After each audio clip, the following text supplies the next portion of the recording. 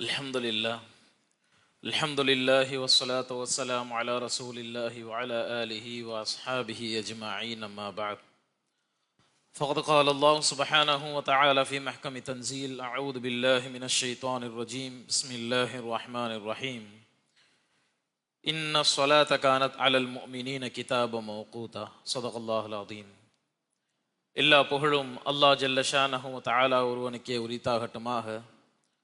ஸலாத்தும் ஸலாமும் எம்பெருமானார் முஹம்மது நபி ஸல்லல்லாஹு அலைஹி வஸல்லம் அவர்கள் மீதும் அவர்களின் சன்மார்க்க நெறியை பின்பற்றி வாழ்ந்த சத்திய சஹாபாக்கள், தாபிஈன்கள், தபா தாபிஈன்கள், நல்லோர்கள், வல்லோர்கள், குறிப்பாக மார்க்க விஷயங்களை தெரிந்து கொண்டு அதனை கொண்டு அமல் செய்ய வேண்டும் என்கிற எண்ணத்தில் அமர்ந்திருக்கின்ற நம்மவர்கள் மீதும் அல்லாஹுவின் அன்பும் அருளும் என்றென்றும் நின்று நிலவட்டுமாக. ஆமீன். அன்பிற்கும் பெருகண்ணியத்திற்கும் உரித்தான் அவர்களே, மார்க்க விஷயங்களை சரியான முறையில் தெரிந்து கொள்ள வேண்டும், தெரிந்ததை வைத்து அமல் செய்ய வேண்டும், இதனை கொண்டு நம்முடைய ஈமானை அதிகரித்து கொள்ள வேண்டும், இறைவனுக்கு பிடித்தமான நன்மக்களாக வாழ வேண்டும் என்கிற எண்ணத்தில் நாம் எல்லாம் இங்கே அமர்ந்திருக்கின்றோம். அல்லாஹ் ஜல்ல ஷானஹு வ தஆலா மார்க்க இல்மை மென்மேலும் தெரிந்து கொள்வதற்கு தௌஃபீக் செய்வானாக. ஆமீன். கடந்த வாரம் பெண்களுக்கு ஏற்படக்கூடிய மாதவிடாய் என்று அழைக்கப்படுகின்ற ஹைதை பற்றியும், பிரசவ உதிரப்போக்கு என்று அழைக்கப்படுகின்ற நிஃபாஸை பற்றியும், பெண்கள் அதனை அடைந்து கொள்ளும் பொழுது அவர்கள் எதை எதை பின்பற்ற வேண்டும், என்னென்ன காரியங்கள் செய்யக்கூடாது, எவற்றை செய்ய வேண்டும், எத்தனை நாட்கள் தங்களுடைய தொழுகைகளை தடுத்து கொள்ள வேண்டும் என்பதை பற்றியெல்லாம் கடந்த வாரங்களில் பார்த்தோம். அதற்கு பின்னால் இன்று நாம் பார்க்க இருக்கின்றது கிதாபு ஸலா என்று அழைக்கப்படுகின்ற மிக முக்கியமாக பின்பற்றக்கூடிய, நம் அனைவர் மீதும் கடமையாக்கப்பட்ட தொழுகையினை பற்றி மார்க்கம் என்ன வரையறுத்து தருகின்றது என்பதை பற்றியெல்லாம் நாம் இனி வரும் காலங்களில் பார்க்க இருக்கின்றோம். அதாவது இந்த கிதாபு ஸலாஹுடைய பாடங்களில் மொத்தம் 15 பாடங்கள் இருக்கின்றது. அதில் முதலாவது பாடம் என்னவென்று சொன்னால், அல் பாபுல் ஊலா ஃபி தஅரீஃபி ஸலாத்தி வ ஃபத்லிஹா வ உஜூபி ஸலவாத்தில் ஹம்ஸ். அதாவது ஸலாத் என்றால் அதனுடைய அர்த்தம் என்ன, அதனுடைய பொருள் என்ன, ஸலாத் என்ற வார்த்தையின் பதம் என்ன, அதனுடைய சிறப்புகள் என்ன, ஐவேளை தொழுகைகளை ஏன் ஷரியத் கடமையாக்கி இருக்கின்றது என்பதை பற்றியெல்லாம் நாம் இன்று பார்க்க இருக்கின்றோம்.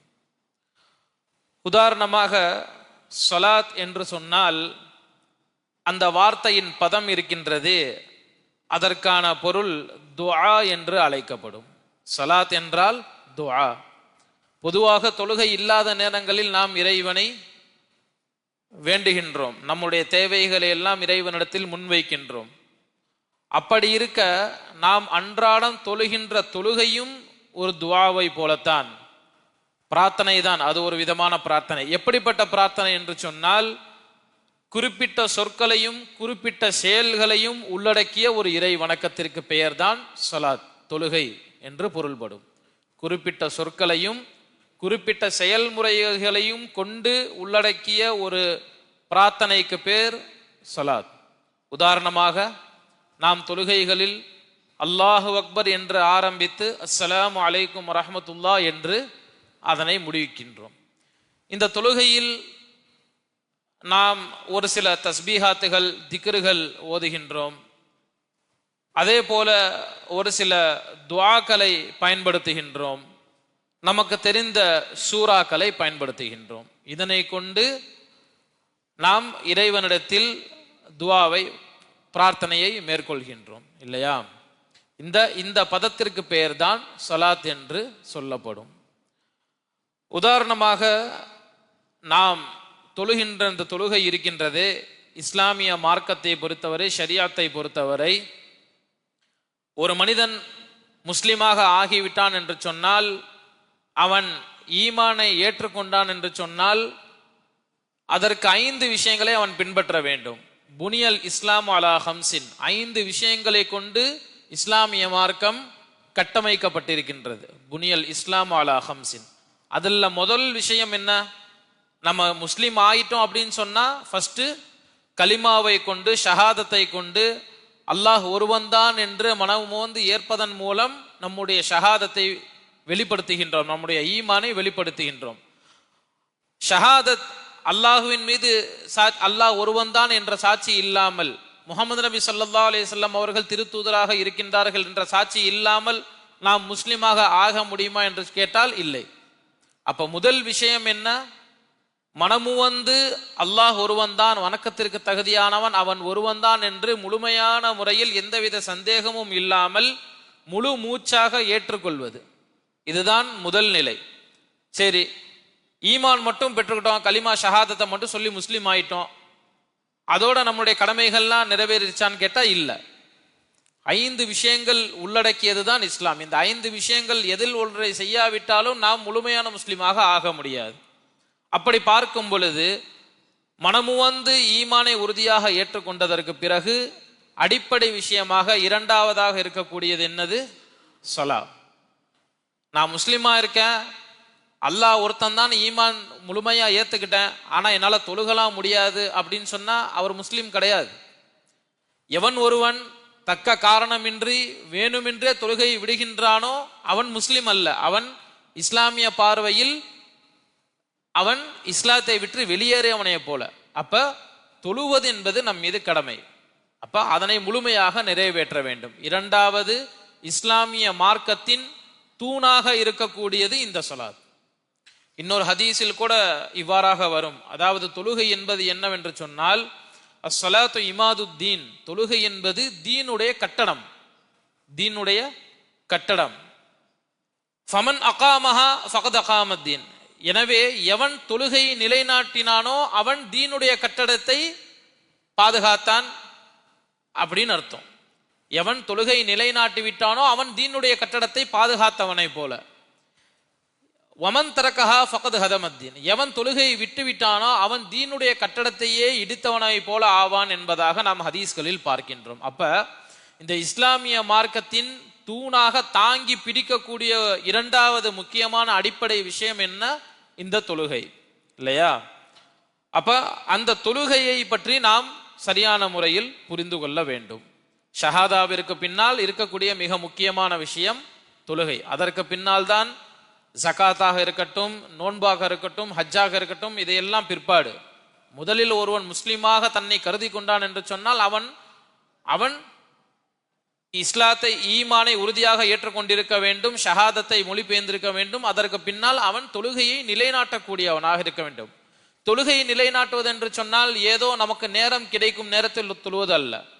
ஒரு நாளைக்கு 5 வக்து தொழுவது நம்ம தொழுவது என்பது கட்டாய கடமை என்று சொன்னால் இந்த 5 வக்துக்களையும் சரியான முறையில் பின்பற்ற வேண்டும். ஏதோ ஒரு நாள் தொழுதேன் 2 நாள் தொழுதேங்கிறதுக்காக நம்ம கம்ப்ளீட்டான முஸ்லீமா ஆக முடியுமான்னு கேட்டா கிடையாது. ஏன் என்று சொன்னால் இது கட்டாய கடமை. இதனை விடும் பட்சத்தில் நம் மீது பாவம் எழுதப்படும். அப்ப இந்த 5 வக்துங்கிறது நிர்ணயம் பண்ணதுக்கான விஷயங்களை எல்லாம் நம் ஹதீஸ்களின் வாயிலாக, குரான்களின் வாயிலாக நாம் பார்க்கின்றோம். அதாவது ஹுதைஃபா ரலியல்லாஹு அன்ஹு அவர்கள் அறிவிக்கக்கூடிய ஹதீஸ் அபூ தாவீதுல பதிவாகி இருக்கின்றது. கால கான நபி ஸல்லல்லாஹு அலைஹி வஸல்லம் இதா ஹஸபஹு அம்ருஹுன் ஸல்லா. நபி ஸல்லல்லாஹு அலைஹி வஸல்லம் அவர்கள் ஏதாவது ஒரு விஷயம் நடந்து விட்டது என்று சொன்னால் உடனே அவர்கள் என்ன கட்டளையிடுவார்கள்? தொழச் சொல்லி கட்டளையிடக்கூடியவர்களாக இருந்தார்கள். ஏதாவது ஒரு ரசூலுல்லாஹி ஸல்லல்லாஹு அலைஹி வஸல்லம் அவர்கள் வாழும் காலங்களில் எல்லாம் முக்காவாசி டைம் தன்னுடைய நேரத்தை எதுல செலவழிச்சிருக்காங்க? பள்ளிவாசல்ல தான். வழக்கத்திற்கு மாற்றமாக ஏதோ ஒரு காற்றடிக்கிறது, இது இறைவனின் கோபமாக இருக்குமான்னு சொல்லி வேகமா எங்க நெருங்கி வந்துருவாங்க? பள்ளிவாசலுக்குள்ள வந்துருவாங்க. ஏதோ ஒரு சந்தோஷமான விஷயம் நடந்தாலும் உடனே பள்ளிக்குள்ள நெருங்கி தொழக்கூடியவர்களாக இருந்தார்கள். அப்ப ஏதோ ஒரு சம்பவம் நடக்கிறது என்று சொன்னால் உடனே அவர்கள் தொழுகை நிலைநாட்டி மற்றவர்களையும் சொல்ல சொல்லி கட்டளையிட்டக்கூடியவர்களாக அவர்கள் இருப்பதை இந்த ஹதீஸின் வாயிலாக நாம் பார்க்கின்றோம். அதே போல இந்த 5 வக்து தொழுவதற்கான விஷயத்தை இன்னொரு ஹதீஸின் வாயிலாக நாம் பார்க்கின்றோம். அன் அபி ஹுரைரா ரலியல்லாஹு அன்ஹு அவர்கள் அறிவிக்கக்கூடிய ஹதீஸ், அன்ன ரசூலுல்லாஹி ஸல்லல்லாஹு அலைஹி வஸல்லம் கான யகூலு ஸலவாத்தில் ஹம்ஸ் வல் ஜும்அத்து இலல் ஜும்அ வ ரமதான் இலா ரமதான் முகஃபராத்தும் மா பைனஹுன்ன இதா இஜ்தனபல் கபாயிர். அதாவது ஒரு மனிதன் பல்வேறு விதமான பாவங்களை செய்கின்றான். அதுல சிறிய பாவங்கள் என்று ஒரு சில கேட்டகிரி இருக்கு, பெரும்பாவங்கள் என்று ஒரு சில கேட்டகிரி இருக்கு இல்லையா? பெரும்பாவங்கள் அல்லாஹ் நாடினால்தான் மன்னிக்க முடியும்.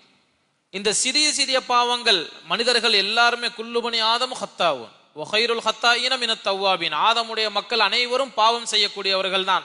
நான் சூஃபி, நான் அவுலியா, நான் எந்த பாவமும் செய்யலன்னு யாரும் மாறுதட்டிலாம் சொல்ல முடியாது. நான் நல்லவன் என்று யாரும் நமக்கு நாமே சாட்சி சொல்லக்கூடிய முடியாது. ஏனென்று சொன்னால் ஆதமுடைய மக்கள் எல்லாருமே பாவம் செய்யக்கூடியவர். நமக்கு தெரிந்தோ தெரியாமலோ, நமக்கு தெரியாது, நம்ம செய்யறத பாவம் தெரியாம ஒரு சில நேரங்களில் செய்வோம். நம்ம செய்யக்கூடிய விஷயம் தவறு என்று தெரியாமலே நாம் செய்து கொண்டிருப்போம் இல்லையா? அப்ப இப்படி இருக்கக்கூடிய சூழல்ல மனிதர்கள் செய்யக்கூடிய அனைத்து விதமான சிறிய பாவங்கள், பெரிய பாவங்கள் இல்ல, சிறிய பாவங்கள் அனைத்தையும் விட்டு பாதுகாக்க கூடியதாக அல்லது அந்த பாவங்களை மன்னிக்க கூடிய அவஸ்தாக எது இருக்கிறது என்று சொன்னால் ஸலவாத்தில் ஹம்ஸ். ஒரு மனிதன் தொழக்கூடிய 5 வேளை தொழுகை, ஒரு ஜும்மாவிலிருந்து அடுத்த ஜும்மா, ஒரு ஜும்மாவை நிறைவேற்றினான் என்று சொன்னால், 5 வேளை தொழுகைகளை நிறைவேற்றினான் என்று சொன்னால், ரமதான் இலா ரமதான், அதுவரை இருக்கக்கூடிய இந்த ரமலான்ல இருந்து அடுத்த ரமலான் வரக்கூடிய இருக்கக்கூடிய நாம் செய்யக்கூடிய சிறிய பாவங்களை எல்லாத்தையும் நாம் தொழக்கூடிய தொழுகை மன்னிக்க கூடியதாக, மன்னிப்பை பெற்றுத்தரக்கூடியதாக இருக்கின்றது, பெரும்பாவங்களில் ஈடுபடாததன் பொருட்டு. கபாயிர, ஒருவேளை அவன் பெரும்பாவங்கள் செய்யவில்லை என்று சொன்னால் என்பதாக இந்த ஹதீஸின் வாயிலாக நாம் அப்ப இந்த ஹதீஸ்ல என்னன்னு சொன்னா 5 வேளை தொழுகை என்பது கட்டாய கடமை என்பதை இந்த ஹதீஸின் வாயிலாக நாம் பார்க்கின்றோம். அதே போல இந்த 5 வேளை தொழுகைக்கான உதாரணம் இது என்ன செய்யும், ஒரு மனுஷனை என்ன செஞ்சிரும் அப்படிங்கிறதுக்கான உணர்த்தக்கூடிய ஒரு ஹதீஸை அன் அபி ஹுரைரா ரலியல்லாஹு அன்ஹு அவர்கள் அறிவிக்கின்றார்கள். முஸ்லிமில பதிவா இருக்கக்கூடிய ஹதீஸ். அதாவது இது நம்ம நிறைய கேள்விப்பட்டிருப்போம், இருந்தாலும் அன்ன ரசூலுல்லாஹி ஸல்லல்லாஹு அலைஹி வஸல்லம் قال அரஐதும் லவ் அன்ன நஹ்ரன் பிபாபி அஹதிக்கும் யக்தஸிலு மின்ஹு குல்ல யௌமின் 5 மர்ராத். உங்களில் யாராவது பார்க்கிறீங்க, என்ன உங்க வீட்டு கதவை திறந்ததுக்கு அப்புறம் உங்க கதவுக்கு வெளியில என்ன இருக்குது, ஒரு ஆறு ஓடிக்கொண்டிருக்கின்றதை நீங்கள் பார்க்கின்றீர்கள். உங்க வீட்டுக்கு வாசல்ல கதவை திறந்த உடனே என்ன, ஒரு அழகான நதி ஒன்று ஓடிட்டு இருக்கு. அப்ப கேக்குறாங்க, குல்லையோம் இத யக்தஸிலு மின்ஹு குல்ல யௌமின் 5 மர்ராத். அப்படி இருக்கக்கூடிய ஓடிக்கொண்டிருக்கக்கூடிய நதியில் ஒரு மனிதன் அல்லது நம்மளே, நம்ம வீட்டு வாசல்ல ஒரு ஆறு ஓடிட்டு இருக்கு, அந்த ஆறுல நம்ம ஒரு நாளைக்கு எத்தனை தடவை குளிக்கிறோம்? 5 தடவை குளிக்கிறோம். யக்தஸிலு மின்ஹு 5 மர்ராத், 5 தடவை அந்த தண்ணியில குளிக்கிறோம். அவர்கள் மீது ஏதாவது அழுக்கு இருக்குமா, அவர்கள் மீது ஏதாவது ஒரு துர்நாற்றம் வீசுமா என்கிற கேள்வியை நபி ஸல்லல்லாஹு அலைஹி வஸல்லம் அவர்கள் கேட்கின்றார்கள். ஹல் யப்கா மின் தரனிஹி ஷையுன், அவருடைய உடல்ல ஏதாச்சும் ஒரு அசுத்தம், ஏதாச்சும் ஒரு அழுக்கு, ஏதோ ஒரு துர்நாற்றம் 5 வேளை குளிக்கக்கூடிய ஒரு மனிதன் மீது நீங்கள் காண்பீர்களா, உணர்வீர்களா என்று கேட்டதற்கு இந்த சஹாபி என்ன சொல்கிறார்கள், கால லா யப்கா மின் தரனிஹி ஷைன், இல்லை, அவர்கள் மீது அப்படி ஒரு எந்த ஒரு துர்நாற்றமும் வராது, ஸ்மெல்லும் வராது, சுத்தமா இருப்பார். நம்ம ஒரு நாளைக்கு ஒரு தடவை குளிச்சாலே நமக்கு அது போதுமானது. ஒரு நாள் குளிக்கலைன்னா தான் அதோடைய வேல்யூ தெரியும். ஒரு நாள் தினசரி குளிக்கக்கூடியவர்கள் ஒரு நாள் குளிக்கவில்லை என்று சொன்னால் தன்னுடைய உடலின் நிலை என்ன என்பதை அவர்கள் உணர்ந்து கொள்வார்கள். அப்ப 5 தடவை குளிக்கும் போது நம்முடைய உடல் சுத்தமாக கருதப்படும் இல்லையா? அதுக்கு தான் சொன்னாங்க ரசூலுல்லாஹி ஸல்லல்லாஹு அலைஹி வஸல்லம், காலு லா யப்கா மின் தர்ஜ் கால ஃபதாலிக மிஸ்ல ஸலவாத்தில் 5 யம்ஹுல்லாஹு பிஹின்னல் ஹதாயா. இதே போலத்தான் நீங்கள் தொழக்கூடிய 5 வேளை தொழுகை. எப்படி 5 வேளை தொழுகைகளை நீங்கள் தொழுகும் பொழுது, அதாவது 5 வேளை உங்களுடைய வீட்டுக்கு அருகாமையில் இருக்கக்கூடிய நதியில் நீங்கள் குளிக்கும் பொழுது எப்படி உங்களுடைய உடலில் எந்த விதமான அசுத்தமும் துர்நாற்றமும் இருக்காதோ, அதே போலத்தான் நீங்கள் தொழக்கூடிய தொழுகை 5 வேளை தொழுகைகளை நிலைநாட்டுகிறீர்கள் என்று சொன்னால் உங்களுடைய பாவங்கள் எல்லாம் கரையப்பட்டு விடும் என்பதாக இந்த ஹதீஸ் நமக்கு உணர்த்துகின்றது. சரியா? இப்ப இப்போ இந்த சலவாத்தோட இந்த சொலாத்துடைய சட்டத்தை நம்ம பார்க்குறோம். என்னன்னு சொன்னா, அதாவது இந்த ஐவேளை தொழுகை எப்படி கடமையாச்சு, இப்ப இந்த ஐவேளை தொழுகையில நமக்கு சரியா தொழுகணும். இல்ல நான் 2 வக்து தான் தொழுவேன், இல்ல 3 வக்து தான் தொழுவேன், ஐவேளை என்னால தொழுக முடியாது அப்படிங்கிறது இதுல எந்த மார்க்க அறிஞர்களும் கருத்து வேறுபாடு இல்லை. குரானை பொறுத்த வரைக்கும், ஹதீஸை பொறுத்த வரைக்கும், இஜ்மாவின் அடிப்படையில் ஒட்டுமொத்தமாக எல்லாரும் கருத்து வேறுபாடு இல்லாம சொல்லக்கூடிய விஷயம் என்ன, இஸ்லாத்தை பொறுத்தவரை ஐவேளை தொழுகை, ஒரு நாளைக்கு ஐவேளை தொழுகை என்பது கட்டாய கடமை. இதில் எந்த விதமான மாற்று கருத்தும் இல்லை, இல்லையா? அப்ப ஏன்னு சொன்னா, இது பல்வேறு குரான் ஆயத்துகளின் வழியாகவும் இது உறுதியாக்கப்பட்டு விட்டது. நாம் மேலே பார்த்த ஹதீஸ்களின் வாயிலாகவும் இது உறுதி செய்யப்பட்டு விட்டது. இஜ்மா என்று அழைக்கப்படுகின்ற சஹாபாக்களின் ஒட்டுமொத்த கருத்தை வைத்து பார்க்கும் பொழுதும் இந்த ஐவேளைக்கு கம்மியா யாராச்சும் தொழுதாங்கன்னு இருக்கா? இல்ல. 4 வக்து தான் ஒரு நாளைக்கு தொழுதாங்கன்னு எங்கே நம்ம பார்க்கிறோமா? இல்ல. அப்ப ஐவேளைகளையும் கண்டிப்பாக, எப்படி ஒரு வக்துக்கு முக்கியத்துவம் கொடுத்து விட்டு அடுத்த வக்துக்கு அதே முக்கியத்துவம் கொடுக்கலன்னா அது சரி வராது.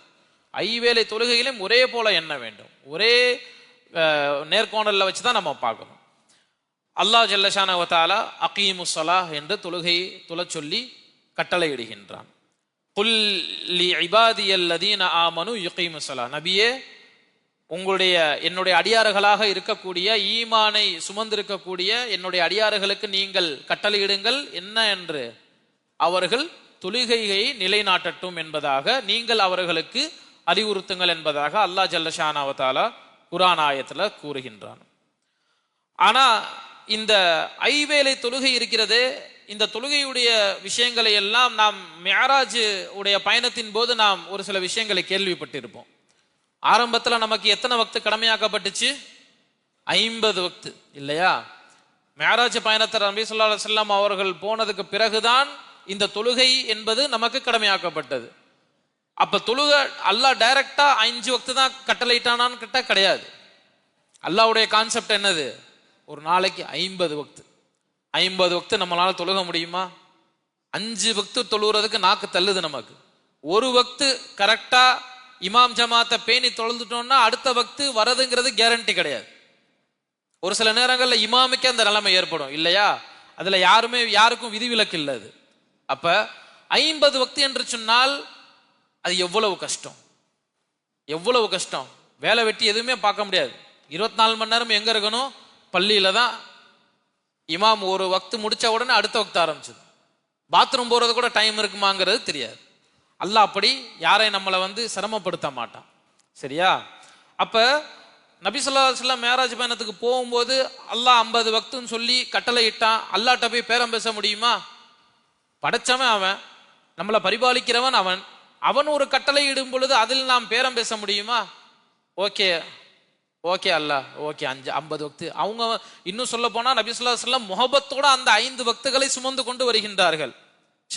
அல்லாஹ் இப்படி ஒரு பொறுப்பை நமக்கு கொடுத்துருக்கான், ஒரு கடமையை நமக்கு கொடுத்துட்டானேன்னு சொல்லி ரொம்ப ஆனந்தமா வரக்கூடிய சமயத்துல நபி மூசா அலைஹிஸ்ஸலாம் அவர்களை சந்திக்கக்கூடிய ஒரு வாய்ப்பு. அப்ப நபி மூசா அலைஹிஸ்ஸலாம் அவர்கள் கேட்கிறார்கள், என்ன ரசூலுல்லாஹ், அல்லாஹ் பாத்தீங்களா? ஆமா, அல்லாஹ் 50 வக்து தொழுகை எங்களுக்கு கிஃப்டா கொடுத்துருக்கான். நபி ஸல்லல்லாஹு அலைஹி வஸல்லம் பொறுத்த வரைக்கும் கிஃப்ட், நமக்கு அது கிஃப்ட் கிடையாது. ஏன்னா நம்ம தொழுகிறதே கிடையாதுல்ல. நம்ம வேற வழி இல்லை, கடமை ஆயிருச்சு. தொழுகலைன்னா நம்ம மீது பாவம் ஆயிரும், வேற என்ன செய்ய அப்படிங்கிற ஒரு கண்ணோட்டத்துல தான் நிறைய பேர் தொழுகிறோம் இன்னைக்கு, இல்லையா? அப்ப 50 வக்து தொழுகை முறை அல்லாஹ்ட்ட இருந்து ஒரு பொக்கிஷமாக எங்களுக்கு வழங்கப்பட்டிருக்குது. அப்படிங்கக்கூடிய சமயத்துல நபி மூசா அலைஹிஸ்ஸலாம் அவர்கள் கூறுகின்றார்கள், யா ரசூலுல்லாஹ், உங்க உம்மத்தெல்லாம் தொழுக மாட்டாங்க, உங்க உம்மத்தை பத்தி உங்களுக்கு தெரியாது. நீங்க தயவு செஞ்சு போய் அல்லாஹ்ட்ட என்ன செய்யுங்க, அதை குறைச்சிக்கிட்டு வாங்க, தொழுக மாட்டாங்க கண்டிப்பா அப்படின்னு சொன்ன உடனே சரி திருப்பி அல்லாஹ் கிட்ட போய் அந்த சம்பவங்கள்லாம் நமக்கு தெரியும். 50 வக்துல கொஞ்சம் குறைச்சாங்க, திருப்பி இறங்கி வரும்போது இதையும் தொழுக மாட்டாங்க, திருப்பி போறாங்க, இதையும் தொழுக மாட்டாங்க. இப்படின்னு படிப்படியா 5-5ஆவோ அல்லது 10-10ஆகவோ குறைச்சு கடைசியா எங்க நின்றுச்சு? 5 வக்துல நின்றுச்சு.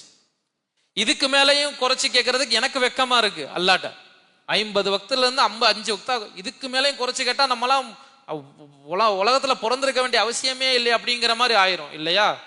அப்ப 5 வக்தை உறுதி செய்ததற்கு பின்னால் அல்லாஹ் ஜல்ல ஷானஹு வ தஆலா நபி ஸல்லல்லாஹு அலைஹி வஸல்லம் அவர்களை பார்த்து கூறுகின்றான். இப்ப என்னன்னா, நபி ஸல்லல்லாஹு அலைஹி வஸல்லம் ஒரு கவலை, 50 வக்து இதுல இருந்து குறைச்சு இப்ப ஒரு நகை கடை வியாபாரி ஒருத்தவங்க இருக்கிறாங்க, நம்ம மேல உள்ள முகபத்துல என்ன செஞ்சிட்டாங்க, ஒரு 4-5 கிலோ கட்டிய தூக்கி கொடுத்துட்டாங்க, தங்க கட்டிய. என்ன அதான் ரசூலுல்லாஹ் பொறுத்த வரைக்கும் தொழுகை என்பது அதற்கு மேலையும் கூட. அப்படி இருக்கக்கூடிய சமயத்துல இல்ல இதை ஃபாலோ பண்ண முடியாதுன்னு சொல்லி கொஞ்சம் கொஞ்சமா குறைச்சாச்சு. கடைசியில எங்க வந்து நிக்குது, 5 கிலோ கட்டில இருந்து 1 கிலோ கட்டில வந்து நிக்குது. அந்த 5 கிலோவுடைய மதிப்பு எங்க இருக்கு, 1 கிலோ தங்கத்துடைய மதிப்பு எங்க இருக்கு? அதே மாதிரிதான் ரசூலுல்லாஹ் ஸல்லல்லாஹு அலைஹி வஸல்லம் அவர்கள் கவலைப்படுறாங்க.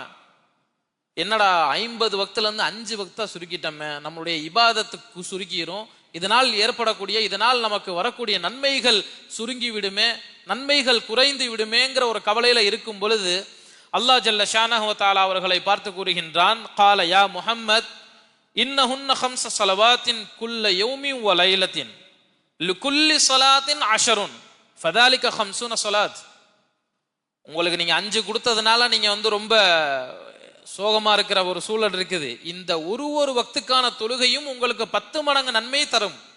அப்ப எத்தனை நன்மை ஆயிருச்சு? ஆல்ரெடி 50 வக்துக்கான நன்மைகள் இந்த 5 வக்துகளில் அடங்கிவிட்டது என்கிற உத்தரவாதத்தை நபி ஸல்லல்லாஹு அலைஹி வஸல்லம் அவர்களுக்கு அல்லாஹ் கூறிவிட்டான். இந்த ஹதீஸ் குதுசில அல்லாஹ் என்ன சொல்றான், இன்னஹுன்ன 5 ஸலவாத் குல்ல யௌமின், பகலிலும் இரவிலும் நீங்கள் 5 வக்துக்கான தொழுகை தொழ வேண்டியது உங்கள் மீது கடமை. லிகுல்லி ஸலாத்தின் 10, ஒவ்வொரு தொழுகையும் அதனுடைய 10 மடங்கு சிறந்தது. அப்படி பார்க்கும் பொழுது ஃபதாலிக 50 ஸலாத், அப்படி என்றால் 50 வக்து தொழுததற்கான நன்மை இந்த 5 வக்தில் இருக்கிறது என்கிற ஒரு உத்தரவாதத்தை அல்லாஹ் ஜல்ல ஷானஹு வ தஆலா நபி ஸல்லல்லாஹு அலைஹி வஸல்லம் அவர்களுக்கு கொடுத்தான். சரியா? அப்ப இதுல நம்மளுடைய நன்மை குறைய போறதில்லை. ஏன்னா நம்ம 5 வக்து தொழுதாலும் 50 வக்து தொழுதற்கான நன்மையை அல்லாஹ் தரதுக்கு ரெடி. ஆனா அதை தொழுகிறதுக்கு தான் நம்ம ரெடியா இல்லை. சரியா? அதே மாதிரி இந்த தொழுகையை பற்றி ஒரு முறை தல்ஹா இப்னு உபைதுல்லா ரலியல்லாஹு அன்ஹு அவர்கள் அறிவிக்கக்கூடிய ஹதீஸ் என்னன்னு சொன்னா, ஒரு நபர் வராரு ரசூலுல்லாஹ் கிட்ட. யகூல் ஜாஅ ரஜுலுன் இலா ரசூலுல்லாஹி ஃபஇதா ஹுவ யஸ்அலுஹு அனில் இஸ்லாம். ஒரு மனிதர் நபி ஸல்லல்லாஹு அலைஹி வஸல்லம் அவர்களை பார்க்க வரும் பொழுது அவர்களிடத்துல கேட்கிறார்கள், யா ரசூலல்லாஹ், இஸ்லாத்தை பத்தி எனக்கு ஏதாச்சும் சொல்லித்தாங்க, இஸ்லாத்தை பத்தி எனக்கு ஏதாச்சும் சொல்லித்தாங்க, நான் என்ன செய்யணும் என்ன செய்யக்கூடாது அப்படிங்கிற விஷயத்தை எனக்கு நீங்கள் சொல்லித்தாருங்கள் என்று கூறக்கூடிய சமயத்துல ஃபகால ரசூலுல்லாஹி ஸல்லல்லாஹு அலைஹி வஸல்லம் 5 ஸலவாத்தின் ஃபில் யௌமி வல் லைலா, நீங்கள் என்ன செய்யுங்க, இரவிலும் பகலிலும் 5 வக்துக்கான தொழுகை நீங்கள் தினசரியாக ரெகுலரா நீங்க என்ன செஞ்சுக்கிட்டே வாங்க, தொழுதுகிட்டே வாங்கன்னு சொல்லி ரசூலுல்லாஹி ஸல்லல்லாஹு அலைஹி வஸல்லம் அவர்கள் கட்டளையிடுகின்றார்கள்.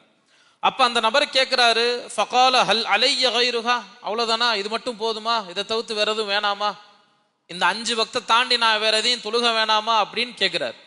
அப்ப கேட்கக்கூடிய சமயத்துல நபி ஸல்லல்லாஹு அலைஹி வஸல்லம் அவர்கள் சொல்றார்கள், கால லா இல்லா அன் தத்தவ்வ, இந்த 5 வக்து தான் கடமை, அதற்கு முன்னால் நீங்கள் தொழுக நாடினீர்கள் என்று சொன்னால் அது உங்களுடைய தனிப்பட்ட இறை பக்தியை பொறுத்து. நீங்க எந்த அளவுக்கு நீங்க உபரியா தொழுகிறீங்க, ரொம்ப தஹஷுவா தொழுகிறீங்க, ரொம்ப ஈடுபாடோட தொழுவக்கூடிய சமயத்துல அதுக்கு அதிகப்படுத்தி தொழுகிறதுங்கிறது அது உங்களுக்கான பலனை தரும். ஆனால் இந்த 5 வக்து தொழுவை என்பது கட்டாய கடமை. இதிலிருந்து விடுபடுவதற்கு எந்த விதமான இதுவும் இல்லை நமக்கு. சரியா? அதே மாதிரி நாம் பல்வேறு ஹதீஸ்களில் பல்வேறு குர்ஆன் ஆயத்துகளில் பார்க்கின்றோம், அல்லாஹ் இந்த தொழுகைக்கு கட்டளையிடுவதை போல, இந்த தொழுகையின் சிறப்புகளை எடுத்து கூறுவதை போல வேற எந்த விஷயத்திலையும் கட்டளையிடவில்லை. எந்த விஷயத்திலையுமே இந்த தொழுகைக்கு கொடுக்கக்கூடிய முக்கியத்துவம் மாதிரி வேற எந்த விஷயம். அப்ப தொழுகை என்பது ஏனென்று சொன்னால் நாம் பல்வேறு விஷயங்களில் கேள்விப்பட்டிருக்கிறோம். நாளைக்கு மறுமை நாளில் போனதுக்கு அப்புறம் ஃபர்ஸ்ட் எடுத்த உடனே என்னதான், தொழுகையை பத்தி தான். இந்த தொழுகையில பாஸ் ஆயிட்டியா, தொழுகை ஒருத்தன் சரியா தொழுதுட்டானா அதுக்கப்புறம் அவன் எல்லாமே கரெக்டாக தான் இருக்கும், பாஸ், ஆல் பாஸ். என்ட்ரன்ஸ் எக்ஸாம்ல என்னது, ஃபர்ஸ்ட் தொழுகை தான். அதுல ஃபெயில் ஆயிட்டோம்னா ஆட்டோமேட்டிக்கா எல்லாமே ஃபெயில். சரியா? அப்ப இந்த தொழுகையை அதனுடைய உரித்த நேரத்தில் தொழுவது என்பது நம்ம மீது கடமை. இன்ன ஸலாத்த கானத் அலல் முஃமினீன கிதாப மௌகூதா, அதனுடைய உரித்தான நேரத்தில் அதனுடைய நேரத்தில் அந்த தொழுகையை நிலைநாட்டுவது முஃமின்கள் மீது கடமை. தொழுகை ஏனதானா என்று நேரங்களை செலவழிக்க விட்டு கண்ட நேரத்தில் தொழுகக்கூடாது. அந்த அசருடைய நேரம்னா அந்த அசருடைய நேரத்தில், மகரிப்னா அந்த மகருடைய நேரத்தில், குறிப்பிட்ட நேரங்களில் கடமையாக்கப்பட்ட தொழுகைகளை தொழுவது என்பது முஃமின்கள் மீது கட்டாய கடமை. இந்த தொழுகை என்ன செய்யும்? நம்மை தொழுகிறோம், இது என்ன செய்யும்? இன்ன ஸலாத்த தன்ஹா அனில் ஃபஹ்ஷாஇ வல் முன்கர், மானக்கேடான அருவருப்பான விஷயங்கள் அனைத்திலிருந்தும் இந்த தொழுகை நம்மளை பாதுகாக்கும். நம்மளை அது பாதுகாக்கலன்னு சொன்னா நம்ம சரியா தொழுகலன்னு அர்த்தம். ஒரு மனிதனை அவன் செய்யக்கூடிய பாவங்களை விட்டும் எந்த ஒரு மனிதனுடைய தொழுகை அவனை பாதுகாக்கவில்லையோ அது தொழுகையாக கணக்கிடப்படாது. இதனை வைத்து நாம் செல்ஃப் கால்குலேஷன் பண்ணிக்கணும். அப்ப நம்ம தொழுகிறது சரியில்லை, தொழுகையை மாத்திக்கணும், இன்னும் கொஞ்சம் தகஷுவா தொழுகணும், இன்னும் கொஞ்சம் ஈடுபாடோட தொழுகணும், மற்றவர்களிடத்தில் பெருமை அடைய வேண்டும் என்று தொழுகக்கூடாது, மற்றவர்கள் பார்த்து நம்மை பாராட்ட வேண்டும் என்று தொழுகக்கூடாது, அதிகமான ரக்கத்துகள் நான் தொழுது முடிக்க வேண்டும் என்ற கணக்கில் தொழுகக்கூடாது, 2 ரக்காத் தொழுதாலும் பிரயோஜனமா தொழுக வேண்டும் என்பது இந்த ஆயத்தின் வழியாக நாம் பார்க்கின்றோம். இந்த தொழுகை என்பது யார் மீது கடமை? தொழுகைன்னு சொன்னா ஒரு விஷயங்களுமே ஒரு நபர்கள் குறிப்பிட்ட நபர்கள் மீது தான் கடமையாக்கப்படக்கூடிய சமயத்துல, அப்ப தொழுகை எல்லா மீதும் கடமையாக்கப்பட்டா ஒரு சில நபர்கள் தொழக்கூடிய சிச்சுவேஷன்ல இருக்க மாட்டாங்க. அப்ப அவங்களுக்கு எப்படி அப்படிங்கும் பொழுது தொழுகையை பொறுத்தவரை இதற்கு 3 விஷயங்கள், தொழுகையின் இல்ல மற்ற இஸ்லாம் கூறக்கூடிய அனைத்து விஷயங்களையும் கடமையான விஷயங்களை பின்பற்ற வேண்டும் என்று சொன்னால் அதற்கு அடிப்படையாக விளங்கக்கூடிய அடிப்படை 3 விஷயங்கள். ஃபர்ஸ்ட் என்னன்னு சொன்னா அவர் முஸ்லீமாக இருக்கணும், அவர் இஸ்லாத்தை ஏற்றிருக்க வேண்டும், ஈமானை உறுதியாக ஏற்றுக்கொண்டிருக்க வேண்டும். ஈமான் இல்லாமல் இஸ்லாத்தில் இல்லாமல் அவர் தொழுகை என்பது தொழுகை அல்ல, மாற்று மத சகோதரர்கள் மீது தொழுகை கடமை அல்ல. அப்ப நாம் தொழுக வேண்டும் என்று சொன்னால் முதலில் அடிப்படை என்ன? ஃபர்ஸ்ட் நம்ம பேசிக் நம்ம முஸ்லீமா இருக்கணும். இது முதல். முஸ்லீமாக இருந்தால் போதுமா? முஸ்லீமாக இருந்ததற்கு பின்னால் அவர்கள் பருவ வயதை அடைந்திருக்க வேண்டும். சின்ன பிள்ளைகள் மீது கடமை அல்ல, அவர்களுக்கு அந்த பக்குவமான வயது வர வரைக்கும் அவர்கள் மீது தொழுகை என்பது கடமை அல்ல. அப்ப ஃபர்ஸ்ட் முஸ்லிமா இருக்கணும். செகண்ட் கேட்டகரி என்ன? அவர் பாலிக் பருவ வயதை அடைந்திருக்க வேண்டும். 3வது பருவ வயதை அடைந்திருந்தால் மட்டும் போதாது, அவர் அகல் புத்தி சுபாவம் உள்ளவரா இருக்கணும். அவருக்கு நம்ம என்ன செய்யறோங்கிற இது அவருக்கு தெரிஞ்சக்கூடிய அளவுக்கு அவர் அறிவாளியாக, அதாவது மஜ்னூனா இருக்கக்கூடாது, பைத்தியக்காரனாக இருக்கக்கூடாது, ஒரு நல்ல புத்தி உள்ள மனிதனாக இருக்க வேண்டும். புத்தி இல்லாத மனிதர்களுக்கு, பைத்தியக்காரர்களுக்கு தொழுகை கடமை அல்ல. ஏன்னா அவங்க என்ன செய்யறாங்கிறது அவர்களுக்கே தெரியாது. அப்ப 3 விஷயம். முதலில் ஒரு மனிதன் தொழுகை நிலைநாட்ட வேண்டும் என்று சொன்னால் முஸ்லீமாக இருக்க வேண்டும். 2வது பருவ வயதை அடைந்திருக்க வேண்டும்.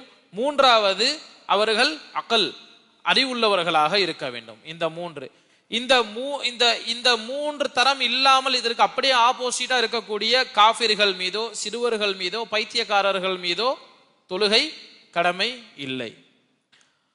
இதை உணர்த்தும் விதமாக அலி ரலியல்லாஹு அன்ஹு அவர்கள் அறிவிக்கக்கூடிய ஹதீஸ் அபூதாவுதில் பதிவாகி இருக்கின்றது. என்னன்னு சொன்னா, கால ருஃபிஅல் கலமு அன் ஸலாஸத்தின், 3 விஷயங்களை விட்டும் பேனா உயர்த்தப்பட்டு விட்டது. இந்த இடத்துல பேனா உயர்த்தப்பட்டு விட்டது என்று சொன்னால் சட்டம் உயர்த்தப்பட்டு விட்டது. 3 விஷயங்களை, அது என்ன 3 விஷயங்கள்னு சொன்னா, அனில் மஜ்னூனில் மக்லூபி அலா அக்லிஹி ஹத்தா யஃபீக, ஒரு பைத்தியமான ஒரு மனிதன் அவன் தெளிவடையும் நிலை வரை அவனுக்கு எந்த விதமான சட்டங்களும் அவனுக்கு பொருந்தாது. ஒரு பைத்தியக்காரன் இருக்கிறான் என்று சொன்னால் அவனுடைய புத்தி தெளிவாகும் வரை அவனுக்கு எந்த விதமான சட்டங்களும் பொருந்தாது. அனில் மஜ்னூனில் மக்லூபி அலா அக்லிஹி ஹத்தா யஃபீக், அவனுடைய அந்த தெளிவற்ற தன்மை அவனுடைய அறிவை மிகைப்படுத்தி இருக்கக்கூடிய சமயத்துல அவன் அதிலிருந்து தெளிவாகும் வரை அவன் மீது எந்த சட்டங்களும் பொருந்தாது. இது முதல். 2வது என்னன்னு சொன்னா, வ அனின் நாஇமி ஹத்தா யஸ்தைகித, தூங்கி கொண்டிருக்கக்கூடியவன் எழுந்திருக்கும் வரை அவனுக்கு எந்த சட்டமும் பொருந்தாது. ஒருத்தன் தூக்கத்தில் இருக்கும் போது அவன் மீது சட்டத்திட்டங்களை புகுத்துறதுங்கிறது அது கடமையாக்கப்படாது. ஏன்னா அவன் தூங்கும் போது அவனையே மறந்து தூங்கிட்டு இருக்கிறான். கிட்டத்தட்ட அது ஒரு மையத்தை போலத்தான். நாம் தூங்கி எழும் பொழுதுதான் நாம் உயிர் பெற்றவர்களை போல அறியப்படுவோம் இல்லையா? அப்ப தூங்கிட்டு இருக்கக்கூடியவனுக்கு எந்த சட்டங்களும் பொருந்தாது அவன் எழுந்திருக்கும் வரை. இது 2வது. 3வது, வஅனி ஸபிய்யி ஹத்தா யஹ்தலிம. சபின்னு சொன்னா சிறுவர்கள். சிறியவனாக இருக்கக்கூடியவன் அவன் ஒரு குறிப்பிட்ட வயதை அடைந்து பருவத்தை அடையும் வரை அவனுக்கு எந்த சட்டத்திட்டங்களும் பொருந்தாது. அவன் தெளிவானவனாக சுயமாக சிந்திக்கக்கூடியவனாக பக்குவம் அடைந்தவனாக அவன் இருக்க வேண்டும். பக்குவம் இல்லாத குழந்தைகளுக்கு எந்த சட்டமும் பொருந்தாது. இந்த 3 விஷயங்களை விட்டும் சட்டங்கள் உயர்த்தப்பட்டு விட்டது என்று அறிவிக்கக்கூடிய ஹதீஸ் நாம் அபூதாவுதிலே பார்க்கின்றோம். அடுத்து இப்ப அப்படின்னு சொன்னா அப்ப குழந்தைங்க இருக்கிறாங்கன்னு சொன்னா அந்த குழந்தைங்களுடைய வயசு என்ன, எது வரைக்கும் அவர்கள் தொழுகுவது என்பது கடமை இல்லை, எத்தனை வயதுக்கு மேல் அவர்களை தொலை சொல்லி கட்டளையிட வேண்டும் என்கிற விஷயங்களையும் மார்க்கம் நமக்கு வரையறுத்து தருகின்றது. உதாரணமா என்றாலும் கூட சிறுவர்கள் என்றாலும் கூட 7 வயது வரை அவர்களை என்ன செய்ய வேண்டும், அவர்களை கண்ட்ரோல் பண்ண வேண்டிய தேவையில்லை. 7 வயசு வரைக்கும் அவங்கள தொழுன்னு சொல்லி அடிக்க வேண்டிய திட்ட வேண்டிய அவசியம் இல்லை. அவர்கள் அதுவரையுமே சிறுவர்கள் தான். அந்த 7 வயசுக்கு மேலதான் கொஞ்சம் பக்குவம் ஆவாங்க. நம்ம சொல்லக்கூடிய விஷயங்கள் அவர்களுக்கு பிரித்து பார்க்கக்கூடிய தன்மை மெதுவாக அவர்களுக்கு எட்டி பார்க்கும் இல்லையா. அப்ப ஒரு சிறுவன் 7 வயதை அடைந்து விட்டான் என்று சொன்னால் அவனுக்கு நம்ம என்ன செய்யணும், கண்டிப்பான முறையில தொலை சொல்லி கட்டளையிட வேண்டும். அதற்கு முன்னாலேருந்தே ட்ரைனிங் கொடுத்தாதான் அந்த 7 வயசுல அது பூர்த்தி ஆகும். நம்ம டைரக்டா 7 வயசுல போய் தொழுன்னு சொன்ன உடனே ஒரே நாள்ல அவுளியா ஆயிட முடியாது. பையன் ஒரே நாள்ல சூஃபி ஆயிட முடியாது. சின்ன பிள்ளையில இருந்தே கொஞ்சம் கொஞ்சமா விளையாட்டுத்தனமா தொழுவாங்க, சேட்டை பண்ணுவாங்க, தொழுகையில கேலி கிண்டல் பண்ணுவாங்க, தொழுகையை டிஸ்டர்ப் பண்ணுவாங்க. இதற்கு இருக்கும். போக போக போக போக அதனுடைய பக்குவத்தன்மை மாறுபடும். அப்ப 7 வயது அடைந்ததற்கு பிறகு நாம் கண்டிப்பான முறையில் அவர்கள் கட்டளை, அதுக்கு முன்னாடி குழந்தை பிள்ளைக்கு கிளி பிள்ளைக்கு சொல்ற மாதிரி அழகா பொறுமையா எடுத்து சொல்லணும். பள்ளியை விட்டே விரட்டிடக்கூடாது. தொலை வரக்கூடிய சின்ன பிள்ளைங்களை பள்ளியை விட்டே விரட்டிட்டா அவன் என்ன பண்ணுவான், நாளைக்கு போயிட்டு இந்த பள்ளிக்கு போனாலும் என்னை விரட்டுறாங்க, என்னை பின்ன எல்லாரும் தள்ளி தள்ளி விடுறாங்க, என்னை பள்ளிக்கெல்லாம் வரக்கூடாதுன்னு சொல்லி சத்தம் போடுறாங்க அப்படின்னா பள்ளியை வெறுக்க ஆரம்பிச்சிடும். பள்ளி என்பது எல்லாருக்குமானது. அது இன்றைய விளையாட்டு நாளைக்கு சீரியஸா அந்த பையன் அதனுடைய தன்மைகள் புரிய புரிய இந்த பள்ளியின் பரக்கத்தை கொண்டு மற்ற பெரியவர்களுடைய துவாவை கொண்டு அந்த சிறுவர்கள் என்ன செய்வார்கள், பக்குவம் அடைவார்கள். அப்ப 7 வயசு அடைஞ்சதுக்கு அப்புறம் என்ன செய்யணும், அவர்களுக்கு கண்டிப்பான முறையில் கட்டளை இடணும். 10 வயதை அடைந்து விட்டார்கள் என்று சொன்னால் 10 வயதுல ஒரு பையன் கண்டிப்பான முறையில தொழுகணும். அவன் தொழுகலன்னு சொன்னா அவனை அடிக்கிறதுல தப்பு இல்லைன்னு சொல்லி மார்க்கம் சொல்லுது. 10 வயசு ஆன பையன் தொழுகலன்னு சொன்னா தொழுகவில்லை என்ற காரணத்திற்காக அவனை அடிப்பதில் எந்த தவறும் இல்லை என்று மார்க்கம் வலியுறுத்துகின்றது. அப்படின்னா இன்னைக்கு எத்தனை பேர்த்த நம்ம அடிக்க வேண்டியது. முதலில் பெற்றோர்களே சரியான முறையில் தொழுவதில்லை இல்லையா, வீட்டில் இருக்கக்கூடிய பெண்மணிகள் சரியாக தொழுவதில்லை. நாம் என்ன செய்கின்றோமோ அதை பார்த்து தான் நம்முடைய குழந்தைகள் வருவார்கள். நாமே தொழுகவில்லை அவனை மட்டும் தொழுவ சொல்றோம்னா தொழுக மாட்டாங்க. ஒரு விஷயத்தை செய்யறோம்னா ஃபர்ஸ்ட் நம்ம ஃபாலோ பண்ணதுக்கு அப்புறம் தான் மற்றவங்களுக்கு சொல்லும் போது அந்த அமல் பூர்த்தி அடையும். இது அதாவது என்னன்னு சொன்னா கால நபி ஸல்லல்லாஹு அலைஹி வஸல்லம் அவர்கள் முரு சபிய பிஸ்ஸலாத்தி இதா பலக சபஅ சினீன், அதாவது உங்களுடைய பிள்ளைகளுக்கு நீங்கள் கட்டளையிடுங்கள், அவர்கள் 7 வயதினை அடைந்து விட்டார்கள் என்று சொன்னால் அவர்களுக்கு தொழுக சொல்லி நீங்கள் கட்டளையிடுங்கள். வ இதா பலக 10 சினீன் ஃபத்ரிபூஹு அலைஹா, அவர்கள் 10 வயதை அடைந்ததற்கு பின்னர் அவர்கள் தொழுகவில்லை என்று சொன்னால் நீங்கள் அவர்களை அடிக்கலாம். அடிக்கணுங்கிறதுக்காக விட்டு வெளுக்கிறது கிடையாது. ஒரு சில நேரங்கள்ல என்னன்னா தகப்பன்மார் ரொம்ப ஸ்ட்ரிக்டா இருந்து என்னன்னா விட்டு வெளுன்னு வெளுத்து கடைசியில தொழுகையே வெறுக்கிற மாதிரி ஆகக்கூடிய ஒரு சூழ்நிலைகள்லாம் இருக்குது சமுதாயத்துல. அந்த அளவுக்கு இல்லை, மார்க்கமே சொல்லிருச்சு. மார்க்கத்தை நான் அப்படியே கண்டிப்பா அப்படியே ரொம்ப 100% ஃபாலோ பண்றேன்னு குறிப்பிட்ட விஷயத்துல மட்டும் ஃபாலோ பண்றது கிடையாது, எல்லாத்தையுமே உள்வாங்கி ஃபாலோ பண்ணணும். சரியா? அப்ப தொழக்கூடியவன் முஸ்லிமாக கருதப்படுவான். தொழுக வேண்டும் என்று சொன்னால் அவன் முஸ்லிமாக இருக்க வேண்டும். அப்ப தொழுகல அப்படின்னா அவன் யாரு? தொழுகலனா அவன் யாரு? கண்டிப்பான முறையில யாரு? காஃபிர் தான், அதுல எந்த சந்தேகமும் இல்லை. வேண்டுமென்றே தொழக்கூடிய வாய்ப்புகள் இருந்தும் ஒருவன் சர்வசாதாரணமாக தொழுகையை விடுகின்றான் என்று சொன்னால், தொழாமல் அசட்டையாக இருக்கின்றான் என்று சொன்னால் அவன் காஃபிருக்கு சமமானவன், அவன் இறை மறுப்பாளனுக்கு சமமாகும். இது நான் சொல்லல, ஹதீஸ்ல வரக்கூடியது. என்னன்னு சொன்னா அன் ஜாபிர் ரலியல்லாஹு அன்ஹு அவர்கள் அறிவிக்கக்கூடிய ஹதீஸ் முஸ்லிமிலே பதிவாயிருக்கின்றது. கால சமிஅத்து நபி ஸல்லல்லாஹு அலைஹி வஸல்லம் யகூலு, அதாவது அவர் நபிகள் கூற நான் கேட்டேன். என்ன கூறக்கூடியவர்களாக இருந்தார்கள்? இன்ன பைனர் ரஜுலி ஒ பைன ஷிர்கி வல் குஃப்ரி தர்குஸ்ஸலா, நிச்சயமாக ஒரு முஸ்லிமுக்கும் இணை வைக்கக்கூடியவனுக்கும் குஃபுர் செய்யக்கூடியவனுக்கும் ஷிர்கு வைக்கக்கூடியவனுக்கும் உள்ள இடைப்பட்ட வித்தியாசமே என்னது? தொழுகைதான். அப்ப அந்த தொழுகையை எவன் விடுகின்றானோ அவன் முஸ்லிமாக ஆக முடியாது. வேண்டுமென்ற தொழுகை உழக்கூடியவன் அவன் ஷிர்கு வைத்தவனை போல, குஃபுர் வைத்தவனை போல, இறைவனை நிராகரித்தவனை போல. அப்ப வேண்டுமென்ற தொழக்கூடிய, வேண்டுமென்ற தொழாமல் இருக்கக்கூடிய நம்முடைய குடும்பத்தில் இருக்கக்கூடியவர்களுக்கும் பெற்றோர்களுக்கும், நம்முடைய பெற்றோர்களாக இருந்தாலும் சரி, நம்முடைய சகோதர சகோதரிகளாக இருந்தாலும் சரி, அவர்கள் தொழக்கூடிய சூழல் இருக்கும் பொழுது அவர்களை தொலை சொல்லி கட்டளையிடுவது நம் மீது கடமையாகின்றது. அதுக்கு முன்னால் நம்ம என்ன செய்யணும்? நம்ம சரியான முறையில தொழுகையை நிலைநாட்டக்கூடியவர்களாக இருக்க வேண்டும்.